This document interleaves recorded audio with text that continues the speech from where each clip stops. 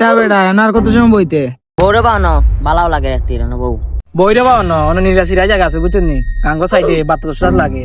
আরে ভাই অন বয় না ভাই, তার সামনে মিড টার্ম পরীক্ষা আছে বুঝছো নি, বাসাত গিয়ে একটু বলে লাভ আছে। এই বেটা তোর সামনে পরীক্ষা বেটা, যা গিয়া ফর গিয়া মনোযোগ দিয়া বেটা, পরীক্ষা ভালো রেজাল্ট আনতে হবে যা।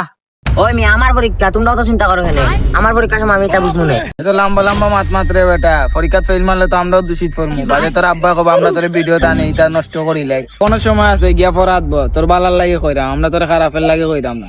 আরে বাবা তোমরা আমার আব্বার জিলা মনে করো, হলো আমার আব্বা না, আমার আব্বা ভালো আছে, কিছু হইতো না। তুই বেটা লম্বা লম্বা মাত মাত্রে বেটা, তোর একদিন কক্সবাজার লয়ে গেছিলাম আর তোর আব্বা ফোন দিয়ে বেটা যে লম্বা লম্বা মাত মারছে, তখন যদি তুই ফেল মারস বেটা তোর বাপে তো আগে ফোন দিয়ে জারি দিছে, আর বাদে কি তোর আল্লাহ একমাত্র জানে। ভাই তুমি ঠিক কথাও কইছো, এর কক্সবাজার লইয়া গেছলা ফোন দিয়া, এর আব্বা যে জারি দিছে, এই যদি পরীক্ষাত ফেল করে এর আব্বা তো সটাই লিব আমরা রে ঘর আইয়া।